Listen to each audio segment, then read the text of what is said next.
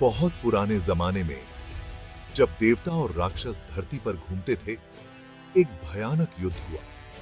यह युद्ध प्रेम, कर्तव्य और दिव्य शक्तियों की कहानी है। एक तरफ थे भगवान कृष्ण, जो बहुत चालाक योद्धा थे और प्रेम और धर्म के साक्षात रूप थे।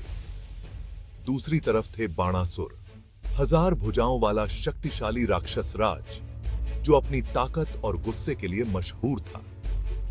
यह युद्ध सिर्फ दो योद्धाओं के बीच नहीं था, बल्कि अच्छाई और बुराई, धर्म और पाप की हमेशा की लड़ाई का प्रतीक था।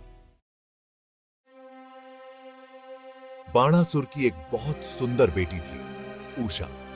उषा को सपने में अनिरुद्ध, कृष्ण के पोते, से प्यार हो गया। प्यार की देवी रति की मदद से उषा ने अनिरुद्ध को अपनी सहेली चित्रलेखा की मदद से पाताल लोक से अपने महल में बुलवाया। राक्षसों के नियम के हिसाब से अनिरुद्ध को बिना युद्ध किए उषा से शादी करने की इजाजत नहीं थी। जब अनिरुद्ध द्वारका वापस नहीं आए तो कृष्ण और उनके परिवार को बहुत फिक्र हुई। नारद मुनि ने उन्हें बताया कि अनिरुद्ध को बाणासुर ने कैद कर लिया है। यह सुनकर कृष्ण बहुत गुस्सा हुए। बाणासुर भगवान शिव का बहुत बड़ा भक्त था और उसे उनका आशीर्वाद प्राप्त था। कृष्ण जानते थे कि यह युद्ध बहुत भयानक होगा। कृष्ण ने अपनी विशाल यादव सेना को बाणासुर के राज्य शोणितपुर पर हमला करने का आदेश दिया। बलराम, प्रद्युम्न, सात्यकी और दूसरे महान योद्धा कृष्ण के साथ गए। शोणितपुर की रक्षा के लिए बाणासुर की विशाल सेना तैयार थी। दोनों सेनाओं के बीच एक भयानक युद्ध शुरू हो गया। देवताओं को बुलाया गया। बाणासुर ने अपने साथियों को बुलाया, जिसमें उसके दोस्त और शक्तिशाली राक्षस शामिल थे। देवता भी इस दिव्य युद्ध को देखने के लिए स्वर्ग से नीचे आए। बाणासुर और उसकी सेना ने यादवों पर बहुत जोरदार हमला किया। त्रिशूल और सुदर्शन चक्र आमने सामने। बाणासुर ने अपनी हजार भुजाओं से बहुत सारे दिव्य हथियार चलाए, लेकिन कृष्ण ने अपनी दिव्य शक्तियों से उन सबको खत्म कर दिया।